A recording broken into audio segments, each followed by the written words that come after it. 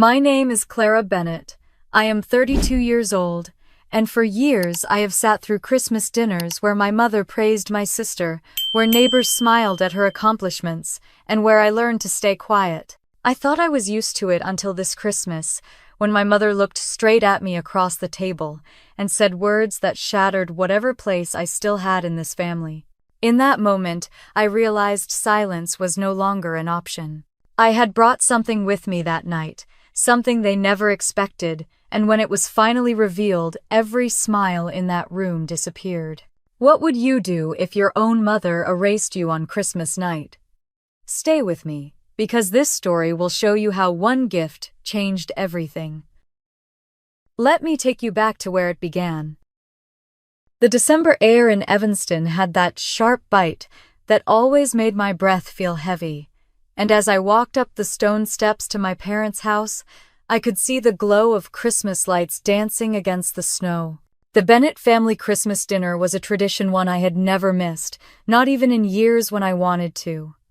That night, the house looked perfect from the outside, like something from a holiday magazine spread, but I knew better. Behind the warm lights and carols, there was always a storm waiting, and this year I could feel it more than ever. Inside, the scent of roasted turkey spice cider and cinnamon cookies wrapped around me, pulling me back to every Christmas I had lived here.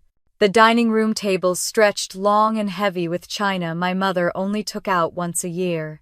Garland wrapped around the stair railings, a massive tree glittered in the living room, and the fire in the stone hearth gave everything a golden glow. On the surface, it was flawless. Beneath it, I felt like a guest in my own family. My mother, Margaret, was at the center of everything as usual. She wore a red satin dress that caught the light every time she moved, her silver necklace flashing like she was on stage. She greeted the neighbors and friends who had been invited to fill the table. My father, Edward, stayed near her shoulder, nodding politely, carrying wine bottles like an obedient stagehand. Then there was Rachel, my sister, the star of the evening. At 30, she already had the confidence of a woman who had always been told she was the pride of the family. She walked in with Bradley at her side, his tailored suit sharp, his arm linked with hers like a prize. Everyone at the table turned when she entered, applause almost breaking out, voices rising to welcome her. I stayed in my chair, smiling just enough to avoid questions. I knew my role. I always did.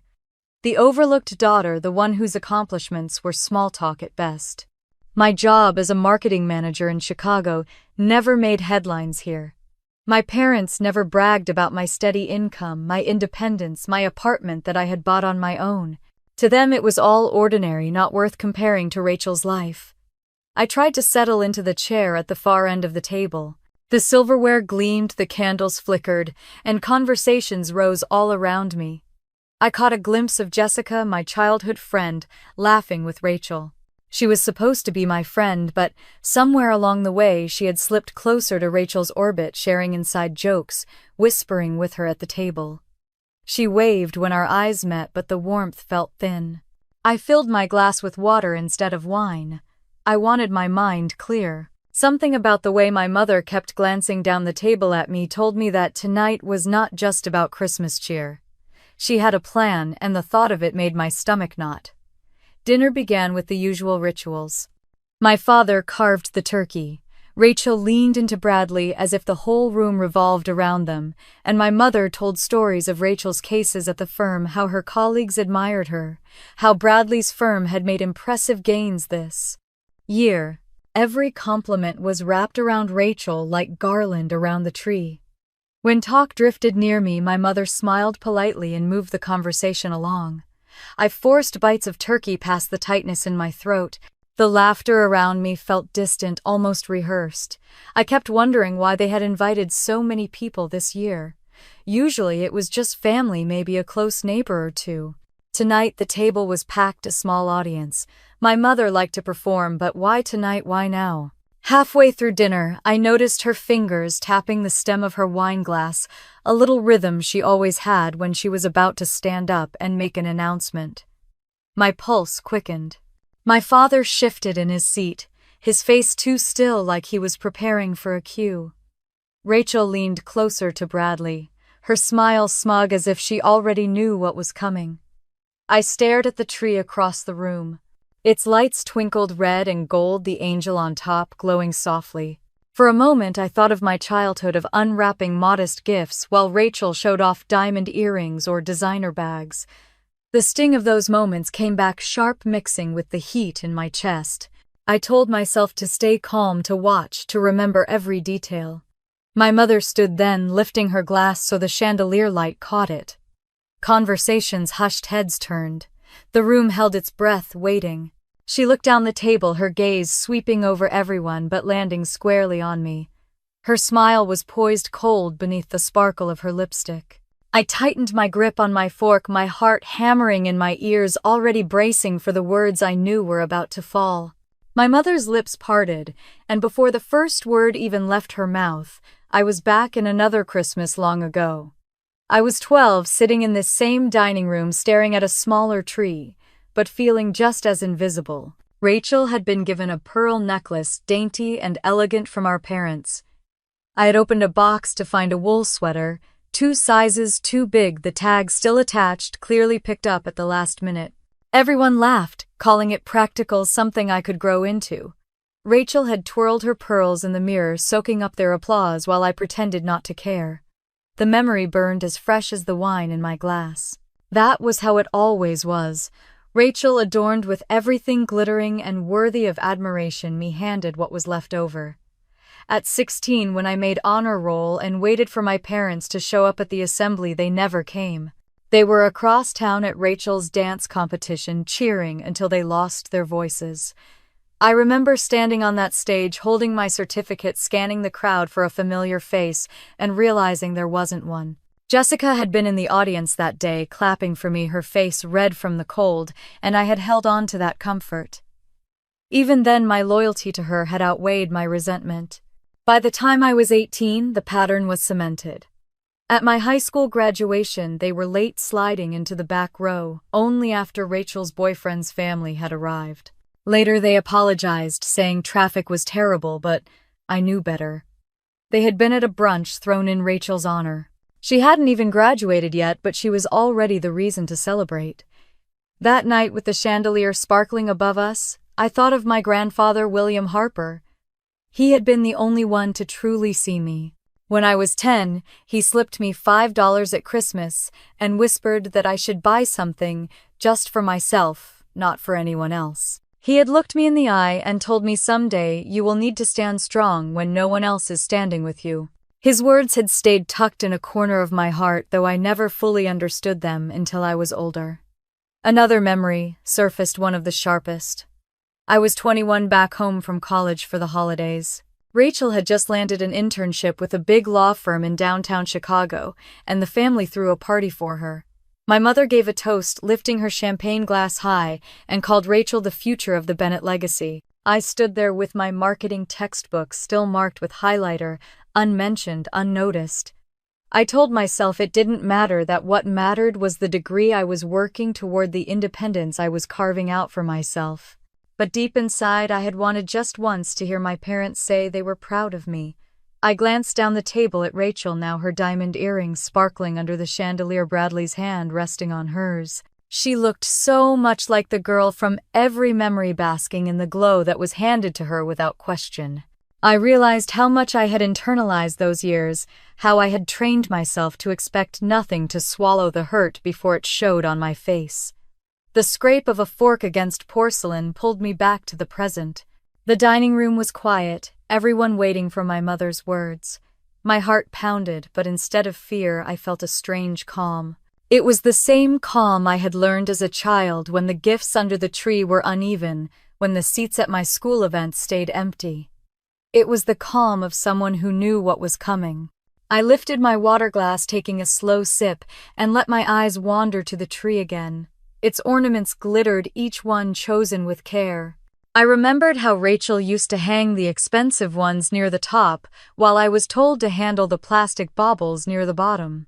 I remembered how I had reached for the fragile angel ornament one year, and my mother had quickly taken it from my hands, saying it was too delicate for me. I had been 14, and that small gesture had stung more than I could admit. Sitting there now, watching Rachel glow in her perfect seat at the table, I knew this night was another ornament I was not meant to touch. Another ritual of exclusion wrapped in holiday shine. But what they did not know was that I was no longer that 14-year-old girl. I was 32, and I had carried all their dismissals like stones, building something heavy but unbreakable inside me. Rachel leaned closer to Bradley, whispering something that made him chuckle, her eyes flicking toward me with the same smugness she had worn since childhood. It was the same look she gave me the night she opened her first car keys, while I unwrapped a set of luggage my parents insisted would be useful for college. I breathed in, deeply letting the scent of cinnamon and roasted turkey ground me. The voices around me blurred into a dull hum. My mother's hand tightened on her glass. My father's jaw clenched. Bradley looked expectant, Rachel radiant. All the Christmases of being overlooked, all the graduations, all the birthdays, all the moments of silence and absence settled over me like a second skin. My fork rested on the plate, my palms steady on the tablecloth. My mother's voice rose above the room, crisp and deliberate, carrying the weight of whatever storm she was about to unleash. She began with a toast to Rachel and Bradley, her words polished and dripping with pride, and the table filled with applause. I clapped too, though my hands barely made a sound, my chest tight with the familiar ache of being invisible. It was nothing new. I had lived through decades of these moments where Rachel's smallest achievement became a crown jewel and mine were brushed aside like clutter on the mantel. I lowered my gaze to my plate and reminded myself that I had my own life, one they could never diminish, no matter how they tried.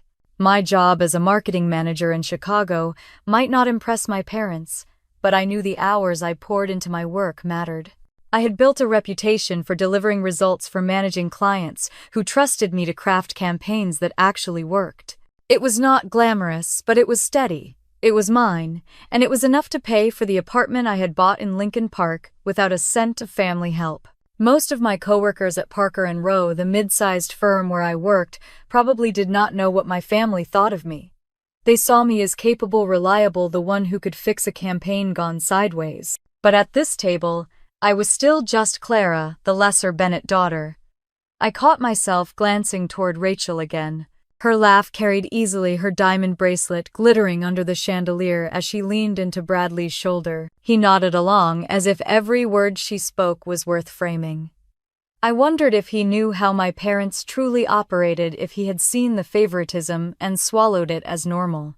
My thoughts drifted to Nathan Clark, the founder of the startup I had invested in last year.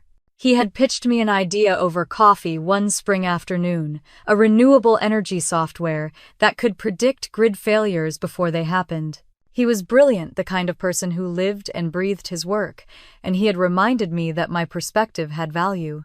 I was the first outside investor to believe in him, not because I had piles of money to spare, but because I trusted his vision. Every update he sent me about the progress of the company felt like a reminder that I was more than the forgotten daughter at this table. Nathan had once told me, "Clara, you see things no one else notices." That sentence had carried me through more than one long night when I wondered if I mattered at all. As the clinking of glasses subsided, my father leaned toward my mother and whispered something I could not catch. His hand rested briefly on her arm before falling back to the table. His silence had always been the shadow of her sharpness. Where she was loud and decisive, he was quiet, but never in my defense. I forced a smile at the neighbor across from me, a kind woman named Diane, who had lived down the street since I was a child. She asked politely about my work, and I began to answer, explaining a recent campaign I had led for a small retail brand in Chicago. But before I could finish, my mother's voice cut through the air, pivoting the conversation back to Rachel's latest courtroom success. The table lit up with admiration again, and my words dissolved into nothing. Diane gave me a sympathetic glance, her mouth closing softly as she lifted her fork. The familiar sting pressed at the corners of my eyes, but I would not let myself cry here.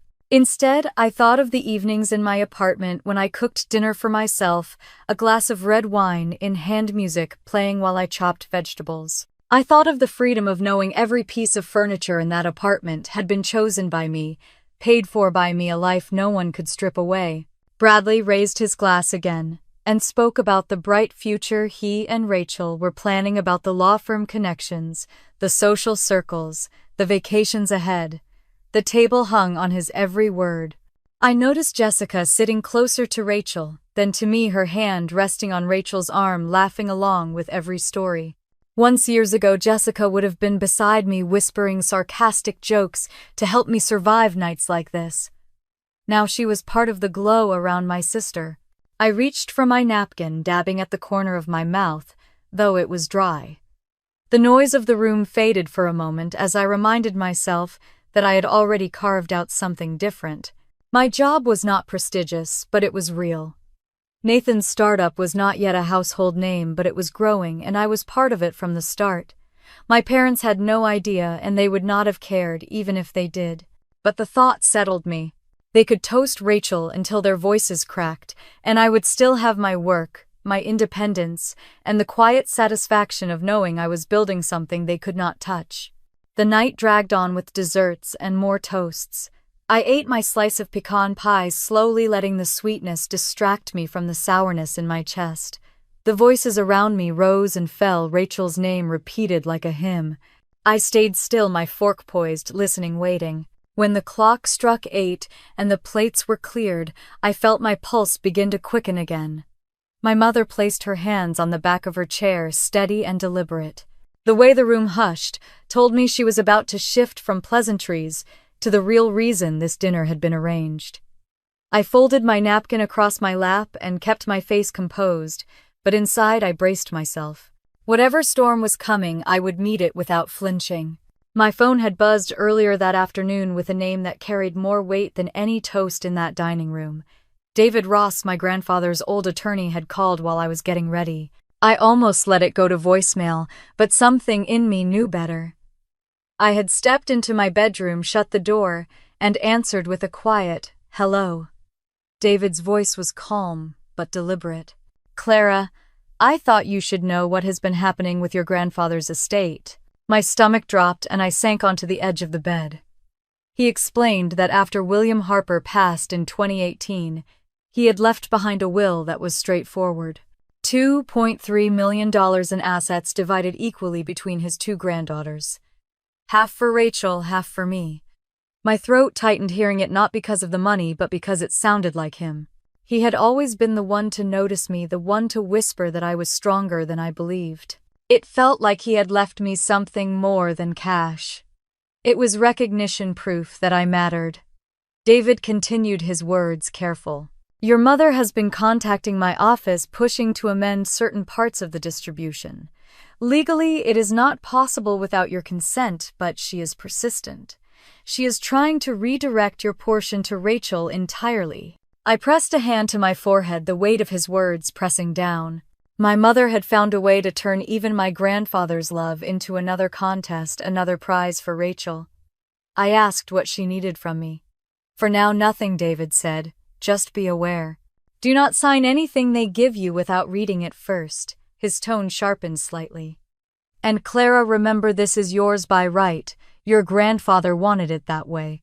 I hung up, staring at the reflection in the mirror across from me. My hair curled neatly at my shoulders, my dress smoothed my makeup set, but underneath I felt raw. I thought of the afternoons I had spent with my grandfather on his porch, listening to him talk about his years as a factory foreman, about saving every dollar. He had not lived a flashy life, but he had been steady, principled, generous. And now his last gift to me was being stolen before it even reached my hands. The voices in the dining room grew louder, laughter filling the air, snapping me back into the present. I tucked the napkin across my lap and sat straighter, remembering David's warning. If they brought papers tonight, if they tried to corner me in front of this crowd, I would not fold. My mother's eyes flicked toward me as she cleared her throat, her smile stretched tight. "There is family business we must address." She began, her tone smooth but edged with authority. Around the table, forks paused in midair, glasses lowered. Bradley looked curious. Rachel smug, Jessica wide-eyed but silent. I forced myself to hold my mother's gaze, though my pulse hammered in my neck. She had a folder on the buffet behind her chair, thick with documents. My father shifted uncomfortably, his fingers drumming against the tablecloth. He would never say the words himself, but he was part of this. He always had been. Rachel leaned forward, her voice dripping with false sympathy. It is really just a formality, Clara. You know how complicated estates can be. I almost laughed at the audacity. She had no idea that I already knew the truth, that I had heard it from the lawyer who actually mattered. My fork scraped softly against the plate as I pushed away what little food was left. The air felt charged, heavy with expectation. I could feel every eye on me, waiting for me to crumble, to agree to play my part as the obedient daughter who always accepted less. I thought again of my grandfather's hand on mine, the steady way he had said I was stronger than I knew. His voice steadied me now, reminding me that the woman sitting at this table was not the girl who had swallowed tears at Christmas past. I folded my hands neatly on the napkin and gave my mother a small, steady smile. If she thought she was about to corner me into surrender, she was mistaken. She reached for the folder. The room hushed, all conversations slipping away, and the storm that had been building all evening began to break. My mother slid the folder onto the table with a practiced elegance, her manicured nails tapping once on the cover as if to command attention. Rachel's chin lifted, her smile sharp with anticipation, and Bradley leaned back in his chair as though watching a performance staged just for him. Jessica, sitting just a seat away from Rachel, shifted uncomfortably but kept her eyes fixed on me. The folder sat there like a loaded gun. My mother finally opened it, pulling out a stack of papers, her tone calm but dripping with authority. These are documents we need to finalize regarding the family trust.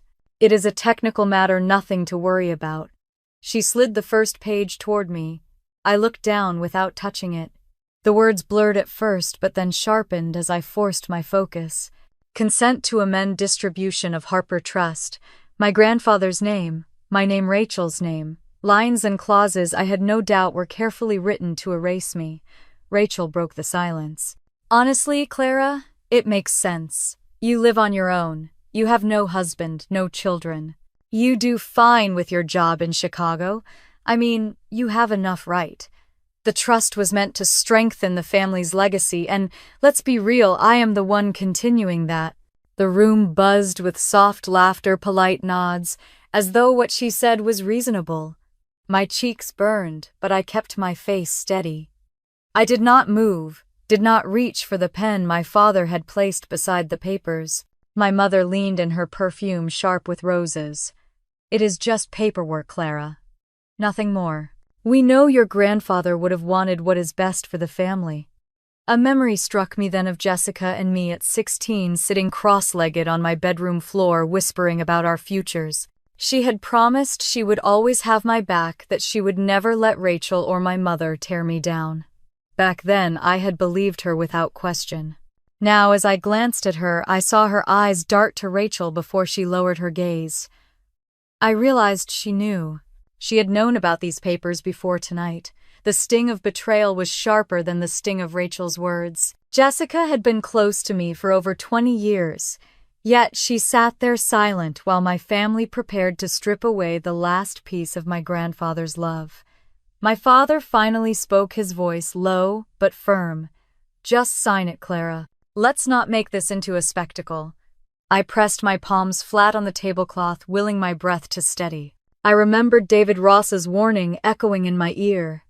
Do not sign anything, not without your consent, not without reading. I thought of Nathan too, how he had told me I saw things others overlooked. He was right. I could see through every word, every performance happening around me. Jessica's hand twitched near her wineglass. For a second I thought she might speak. Instead, she forced a small smile at Rachel, nodding at something whispered to her. The final confirmation I needed. It was not just my family working against me. My best friend had already chosen her side.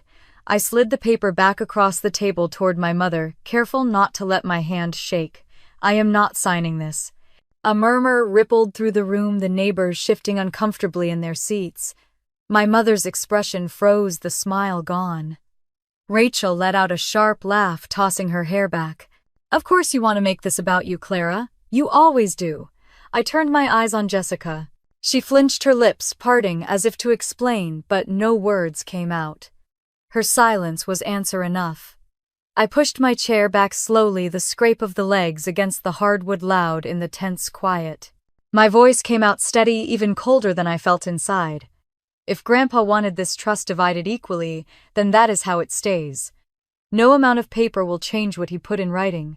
My father's jaw tightened, but he said nothing more. My mother carefully stacked the papers back into the folder, her face unreadable, but I saw the flicker of anger in her eyes. Rachel muttered something to Bradley, who chuckled and shook his head. Jessica stared down at her lap, her wine untouched. I sat back down, folding my napkin again, my hands calm now. Inside, though, the betrayal sat heavy. I had walked into that dining room knowing my parents and Rachel would find a way to cut me out. What I had not expected was to find Jessica already standing on their side of the line. The voices around the table resumed slowly, forced small talk covering the silence like a thin blanket. But I knew the storm was not over. It was only beginning. Margaret excused herself from the table and drifted toward the living room where the towering Christmas tree glittered against the window. Guests followed her lead, gathering their wine glasses and dessert plates, filling the space with laughter that sounded practiced. I stayed seated for a moment, grounding myself with a sip of water, before I finally stood and moved toward the crowd. She had switched roles seamlessly, slipping back into her public persona, the benevolent matriarch of the Bennett family. She was already recounting her latest project with the Evanston Women's League, describing how she spearheaded a holiday charity drive that raised over $200,000 for local shelters. Heads nodded and voices of admiration circled her like ornaments around the tree. Linda Green, president of the league, stood at her side. I caught the briefest flicker in her eyes as she listened. Linda was not easily impressed, and I knew she had her suspicions. She leaned toward me as I approached, her voice low enough for only me to hear. "There are whispers, Clara. Numbers that do not match the reports." My breath caught. Whispers. That word felt heavier than the folder my mother had slid across the table earlier. Linda straightened and smiled brightly at Margaret, then excused herself to refresh her drink. Margaret barely noticed. She was too busy telling Bradley's parents about the recognition she expected from the mayor next month. I stepped aside, pretending to admire the ornaments on the tree, though my ears stayed sharp. My mother's voice rose above the others, smooth as glass. She spoke of her legacy, of how Rachel would someday take over her place on the board, how the Bennett family's name had become synonymous with generosity. A bitter taste filled my mouth. I thought of David Ross's words, the trust my grandfather left me, and the paperwork my parents had tried to shove under my nose. It wasn't just about inheritance. It was about control, appearances, the story they wanted the community to believe. Jessica appeared at my elbow, her eyes darting nervously. "Clara, can we talk?" She sounded small, almost guilty. I gave her a flat look, unwilling to grant her the comfort she was fishing for. "You already did enough talking," I said quietly. "To Rachel, to my parents." Her face paled, and she started to protest, but Rachel's laughter rang out across the room, cutting her off. Jessica glanced that way, then back at me, her silence betraying her choice. She moved away, disappearing into the circle forming around Rachel and Bradley.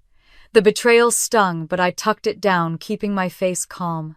If Linda was right, if there really were numbers that did not add up, then my mother's empire of charity was not as solid as she wanted everyone to think. Later, while dessert plates clattered back to the kitchen, I slipped away into the hallway. The family office door was slightly ajar, the glow of a desk lamp spilling into the dark corridor. My father's voice carried softly through the crack, measured and tense. "Margaret, you need to be careful. If someone starts digging into those transfers, the board will come down hard." I froze. Transfers. The word alone was enough. Margaret's reply was sharp-clipped. "Nobody will find anything. Everything is handled. Clara is too naive to understand, and Rachel will benefit in the long run. That is all that matters." My nails dug into my palm, fury rising with each syllable. So it was true. The charity she flaunted was not built on generosity but on shifting numbers, hidden transactions, lies. I stepped back before the floorboards betrayed me, retreating down the hall until the murmur of their voices faded. My heart raced as I returned to the living room, blending back into the crowd, just as a neighbor asked me about my work in Chicago. I smiled, politely answering in vague terms, though my mind was elsewhere. I thought of my grandfather again, of how proud he had been to contribute to real causes in his community, how careful he had been with every dollar.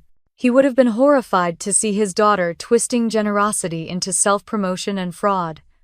The room felt warmer, stifling, so I excused myself onto the porch. The cold night air hit my skin like ice, but it cleared my head. Snowflakes swirled under the porch light, settling on the wreath hanging crookedly on the door. Inside, the voices rose again, a symphony of wealth, pride, and deception. I pulled out my phone, scrolling to David Ross's number, then hesitated. Not yet. I needed more than suspicions, more than overheard words. If I moved too soon, she would bury everything deeper. What I needed was proof. I tucked the phone back in my purse and stared at the snow-covered lawn stretching out toward the street. My breath clouded in the air, steadying me. I had been blindsided at that table with trust papers, humiliated in front of strangers, and abandoned by the friend I thought I could rely on. But this was different. This was leverage, and leverage was power. The door opened behind me, and Rachel stepped out, draping her shawl over her shoulders. She looked radiant under the porch light, her lips curved in that same condescending smile she had worn since childhood. "You really embarrassed Mom tonight, Clara," she said softly, as though sharing a secret. "She just wants what is best for us." I turned toward her, my voice quiet but cutting. "What is best for her is not the same as what is best for us." Rachel's smile faltered, but only for a second. She tucked her hair behind her ear and went back inside, leaving the cold air to close around me again. I stayed outside until my fingers went numb, breathing in the winter night, holding on to the single truth I had uncovered. My mother's house of cards was not invincible, and one day soon I would be the one to knock it down. The night after Christmas dinner, I sat at my kitchen table in Chicago, the glow of the city skyline flickering through the window, and laid out everything I had gathered.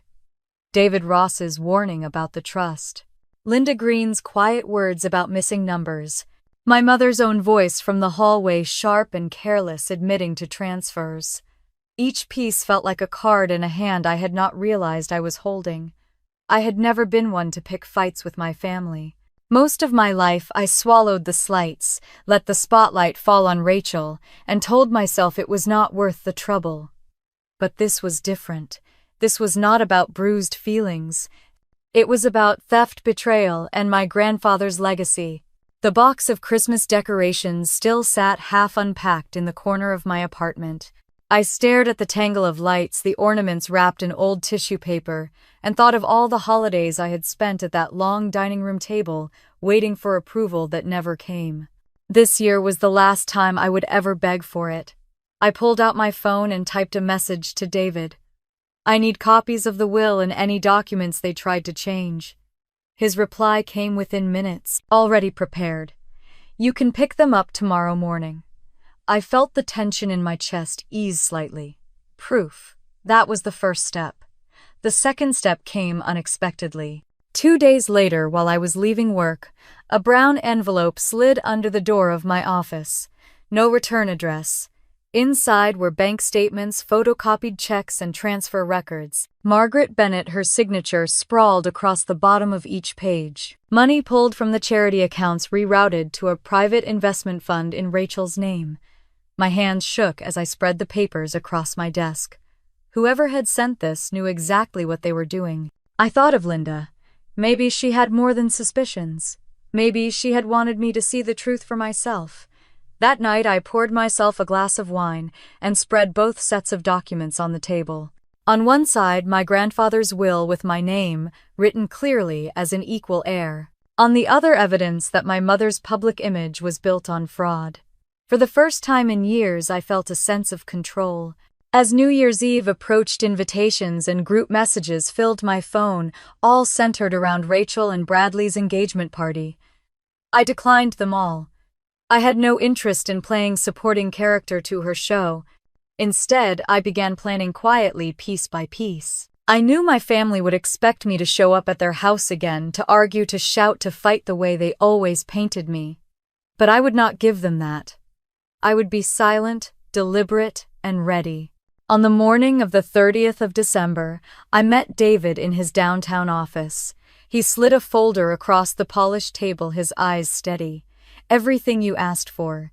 He tapped the cover once. "And Clara, remember, this is not just paper. This is your protection." I nodded, my throat tight with gratitude. He had always treated me as though I mattered, just like my grandfather had. Walking out into the cold wind, I pulled the folder close against my chest. I could already picture the box. I would wrap it in the bow, tied neatly on top, the weight of it waiting under the tree. Not a gift of gold or silver, but one that carried truth sharp enough to cut through every lie. At home that night, I sat on the floor, scissors and tape scattered around me, the documents tucked carefully into a cedar box I had bought years ago at a flea market. It had been meant for keepsakes, but it would serve a far greater purpose now. I lined it with tissue paper, sealed it with ribbon, and stared at the finished package. The hum of the heater filled the quiet apartment as I leaned back against the couch, my heart steady for the first time in days. The plan was simple. I would place the box beneath the Christmas tree when the time was right, leave the house without looking back, and let them discover the truth for themselves. No yelling, no tears, no chance to twist my words. Just silence, cold and final. For years I had believed I was powerless against them. But as I looked at that box, small and ordinary on the surface, I understood that sometimes the strongest weapon was not fury or pleading. It was proof. It was timing. It was the courage to walk away and let the truth speak in your absence. I set the box gently on the counter, turned off the lights, and let the city glow through my windows as I whispered to myself that I was ready. Snow was still falling the next evening when I pulled my coat tight and slipped the wrapped cedar box into a tote bag. The city felt hushed under the weight of winter, the streets slick with fresh ice, the air sharp against my skin. My apartment had been a cocoon all day, quiet and warm, but as I stepped outside, I knew there was no turning back. The drive north to Evanston felt longer than usual. Streetlights blurred against the windshield, and every song on the radio sounded tinny far away. My fingers tightened on the steering wheel each time I thought of my mother's smirk, of Rachel's laugh, echoing across the dining room, of Jessica's silence when she could have spoken. I replayed the words I had overheard in the hallway about the transfers, the warnings from David Ross, the betrayal that had left me raw. They were fuel now, steadying me with each mile.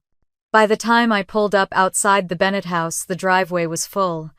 Guests had already arrived, their cars lining the curb, headlights flashing as latecomers pulled in. The house itself glittered with lights on every window, a wreath bigger than me hanging across the front door. Through the picture window, I could see the Christmas tree, glowing ornaments sparkling in reds and golds.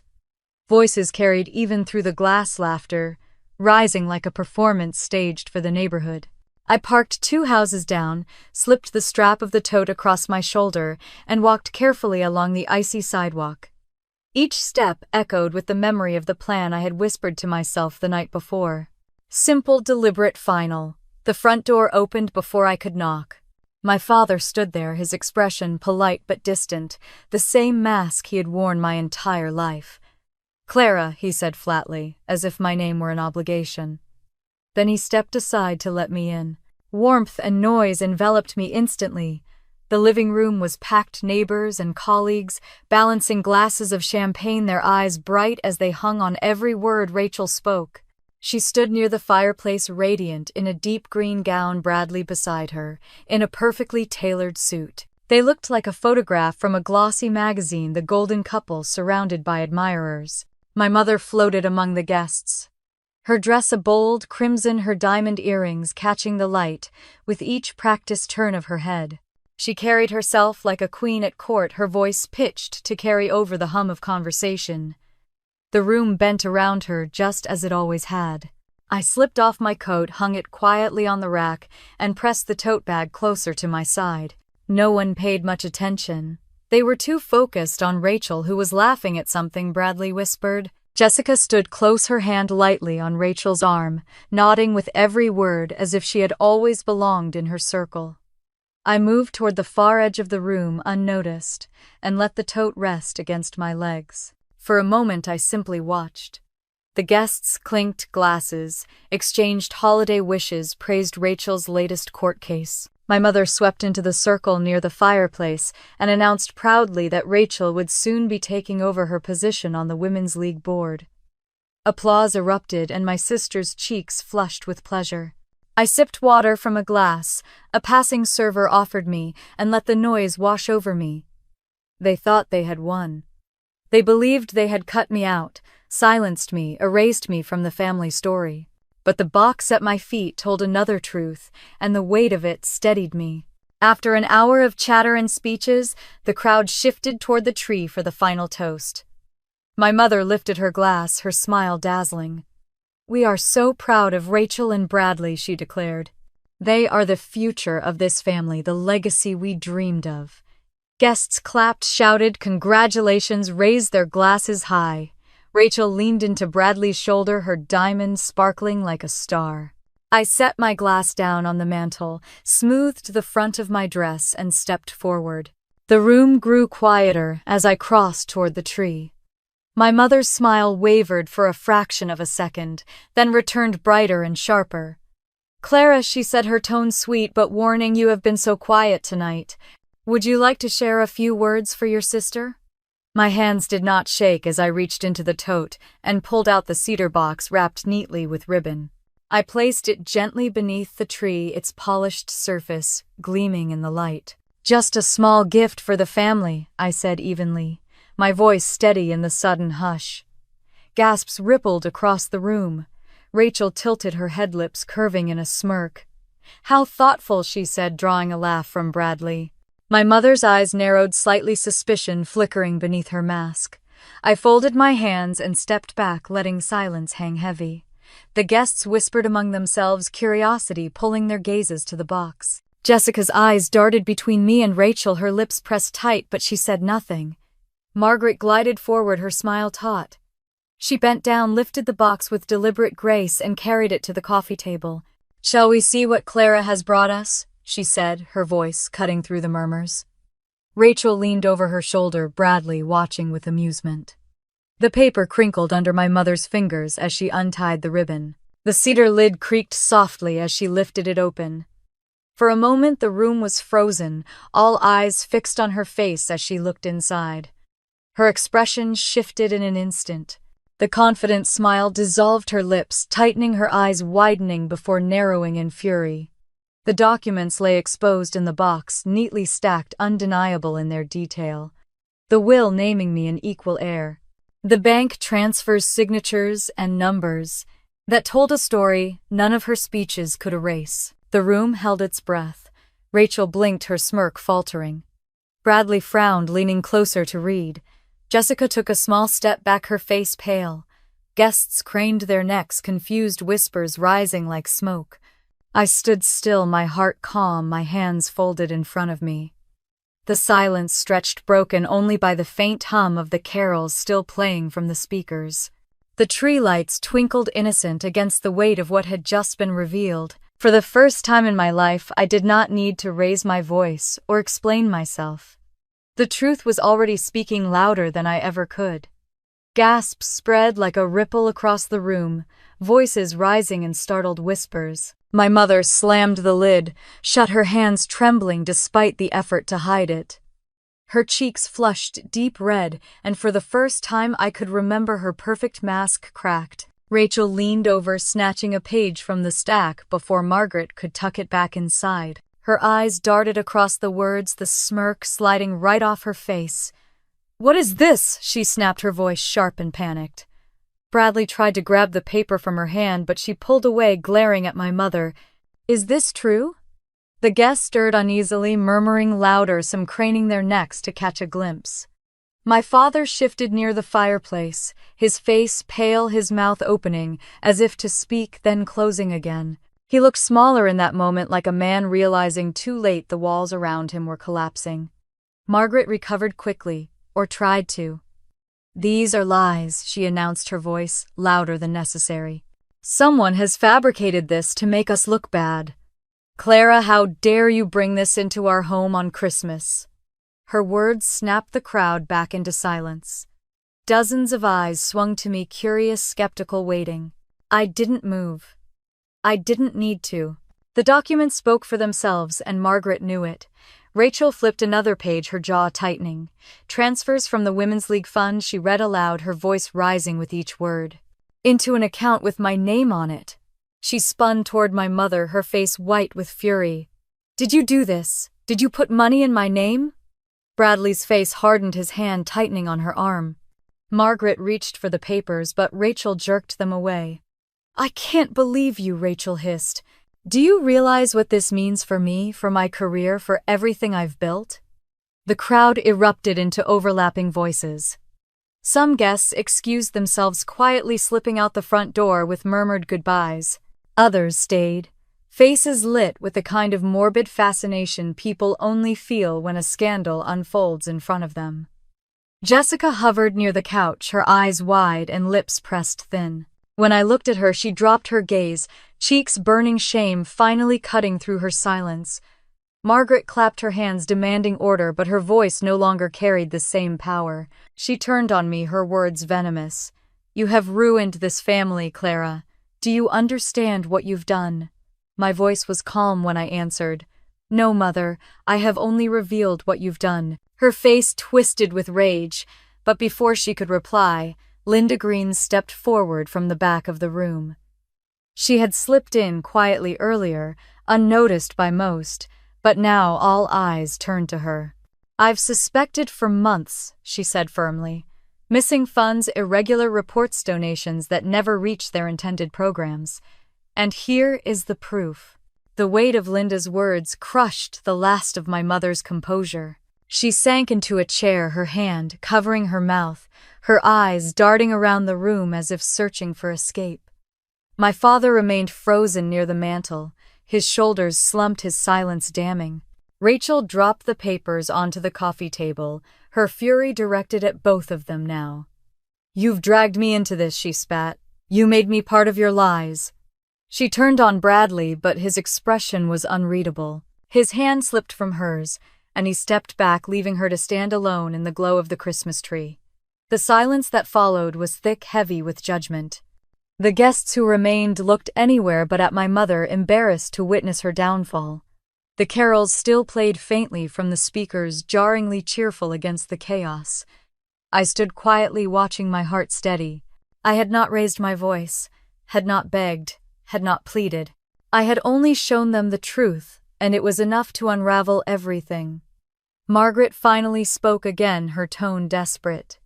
"Clara, you don't understand the sacrifices I've made for this family. Everything I've done has been to protect our name, our future." I met her eyes without flinching. "No, everything you've done has been to protect yourself." The words hung in the air, simple and final. She flinched as though I had struck her, but I didn't move. Rachel stormed toward the hallway, her heels pounding against the floor, the papers clutched tight in her hand. Bradley followed at a distance, his expression dark. Guests whispered, some slipping out quietly, others waiting as though reluctant to miss the next act of the drama. Margaret remained seated, her hand trembling on the armrest, her gaze unfocused. My father looked at me then, his eyes tired, his mouth opening as though to apologize, but no words came. I drew in a slow breath, feeling the warmth of the room press against me, the tree lights flickering against the cedar box still resting open on the table. For the first time in years, I felt taller, steadier, as though my grandfather's voice was whispering in my ear again. "Stand strong when no one else stands with you." I gathered my coat from the rack, slipped it over my shoulders, and turned toward the door. No one stopped me. The room was too heavy with shame, too tangled in the wreckage of what had just been revealed. The night air outside was cold and bracing. Snow crunched under my boots as I walked back to my car, the glow of the Bennett house fading behind me. I had left the truth in their hands. What they did with it was no longer my concern. The drive back into Chicago felt longer than usual, the highway dark and quiet, the glow of the city on the horizon pulling me forward like a beacon. My hands gripped the wheel tighter than they needed to, but I welcomed the tension. It kept me grounded after what had unfolded in that house. When I reached my apartment, the stillness inside felt like a reprieve. I set my keys on the counter, slipped off my coat, and stood by the window staring down at the streetlights reflecting off patches of snow. My phone buzzed on the table screen, lighting up with call after call, all from numbers I knew too well. I let them go unanswered. I poured myself a glass of water, sat at the kitchen table, and opened my laptop. Emails had already started coming in. One was from Linda Green. She kept it brief. "Clara, I'm so sorry for how it all came out tonight. But you did the right thing. I'll be in touch tomorrow with next steps." Next steps. The word steadied me. This wasn't just about family anymore. The documents I had dropped into that cedar box weren't only proof of theft. They were leverage, and Linda knew exactly how to use them. By morning, the city was buzzing. Local news had picked up the story. Anonymous sources spoke of missing charitable funds discrepancies in reports and whispers of criminal investigation. Margaret Bennett's name was everywhere, her pristine reputation unraveling with every headline. At work, my colleagues greeted me with cautious glances, some offering supportive smiles, others too polite to ask outright what they had read. My manager, Mr. Lowell, called me into his office. "Clara, I don't know what's going on," he said gently, "but take as much time as you need. Family things like this, they're messy." I thanked him, relieved for the space. The truth was, I had already decided to step back for a while. Marketing campaigns and project deadlines felt insignificant compared to the storm my family had created. Later that afternoon, Jessica showed up at my building. I saw her through the glass door before she buzzed up. She looked different, her usual confidence replaced with hesitation. Against my better judgment, I let her in. She stood in my living room, shifting from foot to foot. "Clara, please," she began. "I had no idea what Margaret was doing. I never meant to betray you." I crossed my arms. "You sat there, Jess. You laughed when Rachel mocked me. You let them push me out as if I didn't matter." Tears welled in her eyes, her voice breaking. "I know, and it was wrong. I wanted so badly to belong somewhere that I ignored what it was costing you. I can't take it back, but I want to make it right." I didn't answer immediately. Part of me longed to believe her, to lean on someone familiar in the wreckage. But another part remembered every time she had chosen Rachel's approval over my friendship. Finally, I said quietly, "Making it right isn't about me anymore. It's about what you do from here." She nodded, wiping her eyes. "If you'll let me, I'll testify. I'll tell Linda everything I know."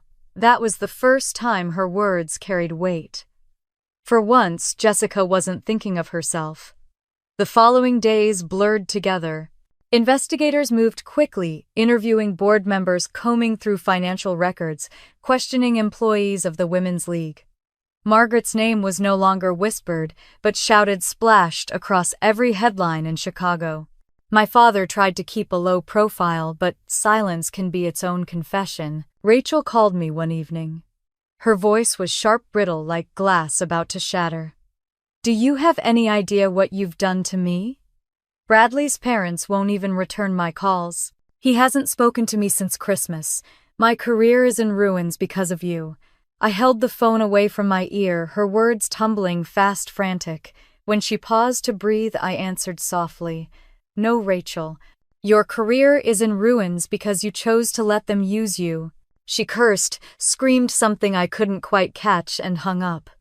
I stared at the phone, feeling only a quiet sadness. Meanwhile, my grandfather's trust, the one Margaret had tried so hard to rewrite, was finally examined. Linda's legal team confirmed what I had long suspected. The trust had been altered illegally, signatures, forged documents manipulated. My rightful share had been siphoned into accounts linked to my parents and by extension Rachel. When I read the findings, my hands shook. It wasn't about money, not entirely. It was about truth, about validation after years of being dismissed, belittled, erased. For once the record showed I wasn't imagining it. On a cold Friday morning, I walked into the courthouse with Linda at my side. Reporters shouted questions, cameras flashing as we entered.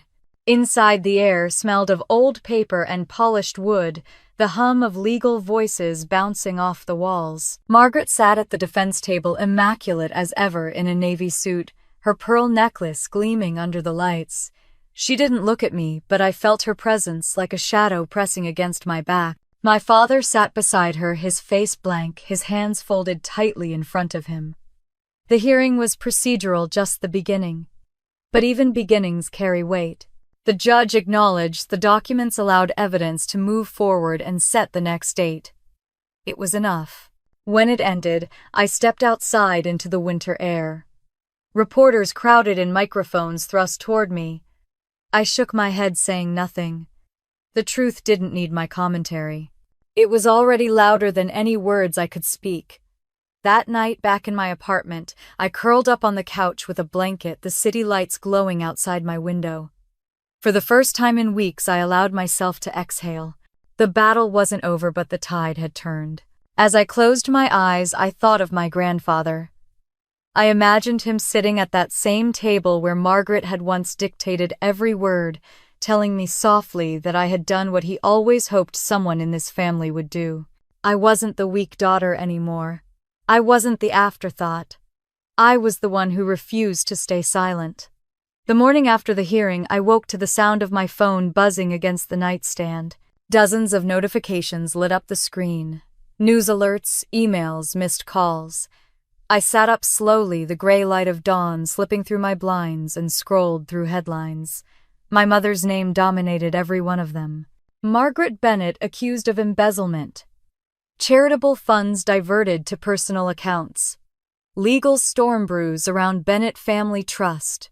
Each article carried a photo of her, the once flawless image now framed by words like fraud and betrayal. For years she had controlled the narrative, but now the city was writing its own story.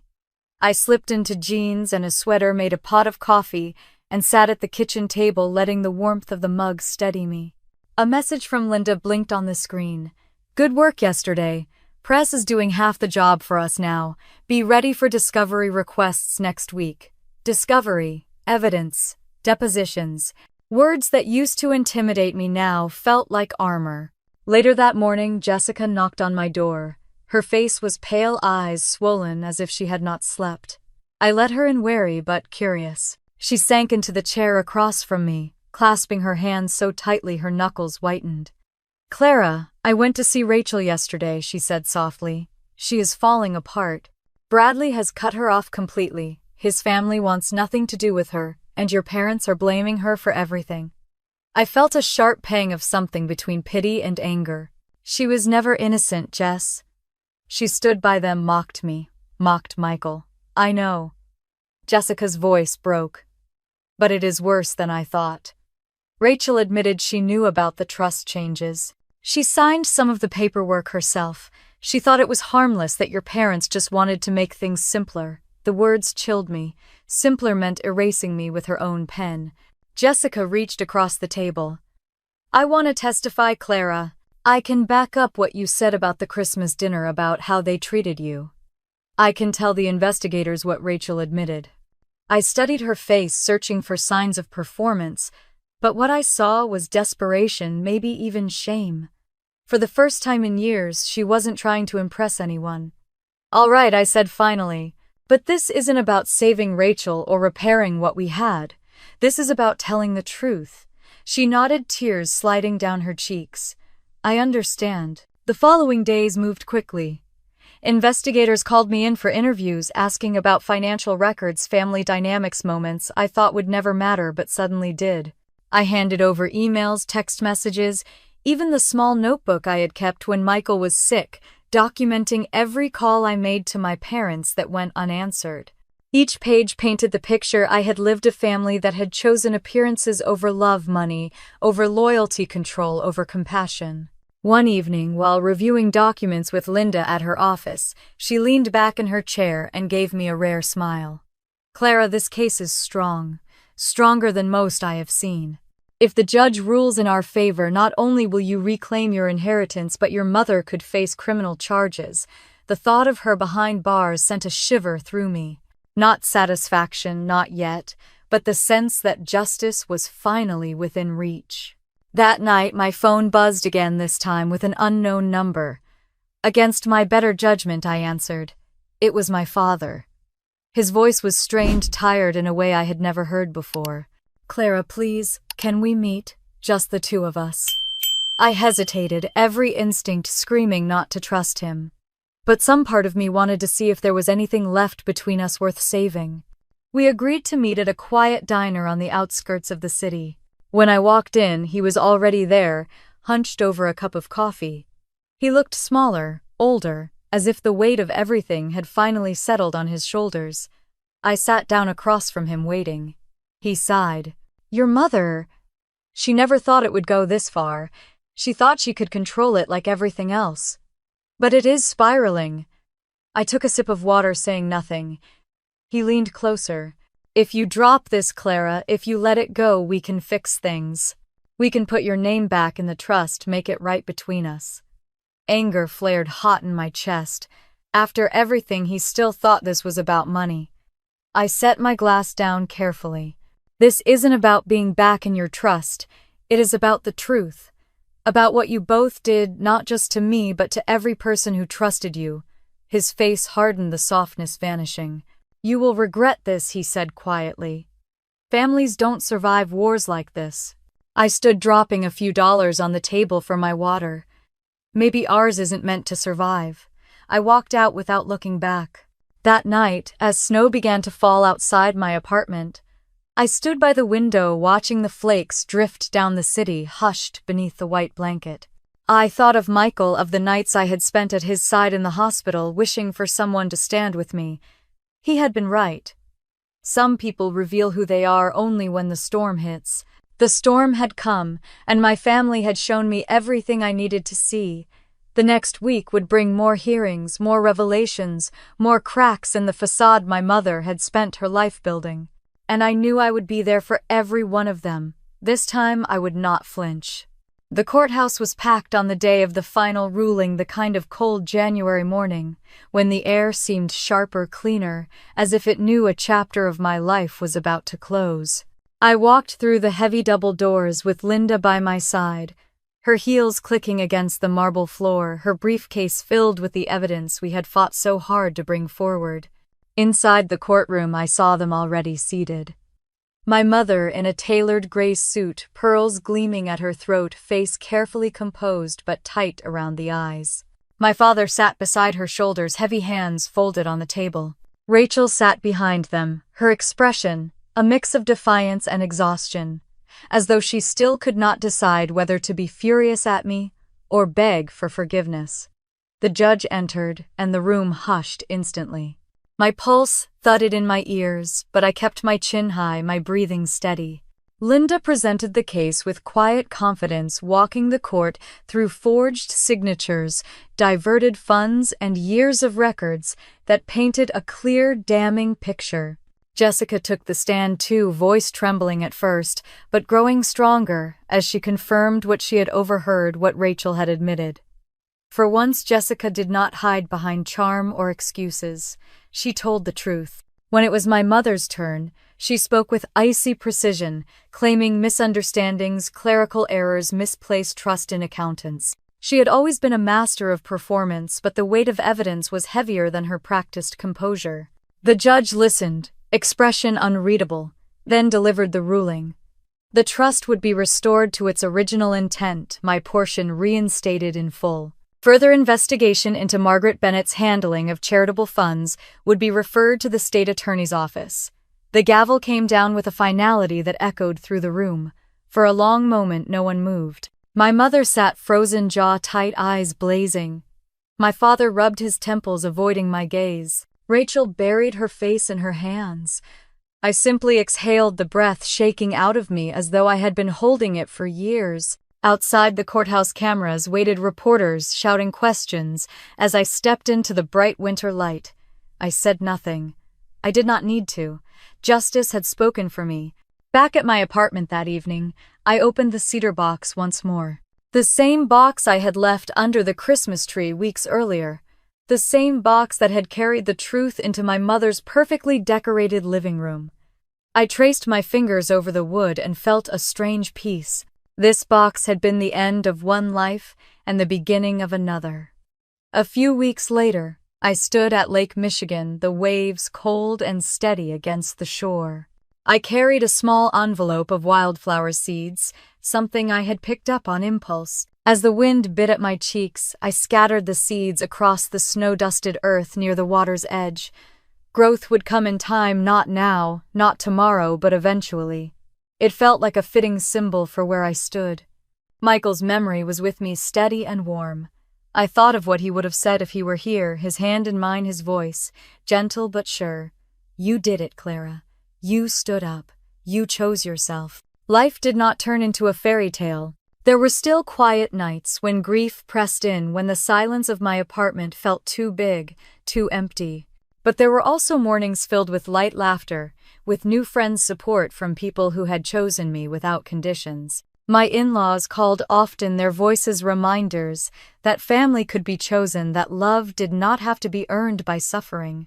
I returned to work, gradually poured energy into projects that mattered, even started speaking at community events about resilience, inheritance disputes, and the importance of setting boundaries with toxic families. Each time I spoke, women in their 50s, 60s, 70s came up afterward, pressing my hands, tears in their eyes, telling me they understood, that they too had lived years of favoritism, betrayal, being overlooked, and that my story gave them courage. One evening Jessica called. Not to ask forgiveness, not to dredge up the past, but simply to say she was proud of me. We were not what we once were, but perhaps we had found a new kind of honesty. Rachel never reached out. My parents sent a few letters, carefully worded attempts to re-establish contact, blaming stress, misunderstanding, illness. I left them unanswered. Some doors once closed should remain that way. On the second spring after Michael's passing, the seeds I had scattered by the lake sprouted into blooms, a wild splash of color against the rocky shore. I visited often, sitting quietly watching them sway in the breeze. Life had grown again, stubborn and beautiful even after the harshest winter. As I sat there one afternoon, the sun warming my face, I realized I no longer carried the same heaviness in my chest. The anger had eased, the grief had softened, and in its place was something steadier. Strength, peace, freedom. If you are listening to this and you have been cut down by family, dismissed, betrayed, or written out of a story that should have included you, I hope you hear this clearly. You are not defined by the people who failed you. You are defined by how you choose to stand again. Tell me, have you ever had to walk away from family to protect yourself? Did you ever find strength in starting over? Share your story in the comments, because your words might be the very thing someone else needs tonight. And if my journey resonated with you, stay with me here. There are more stories of resilience, of justice, of healing after betrayal. You are not alone, and together we can keep building the kind of family we truly deserve.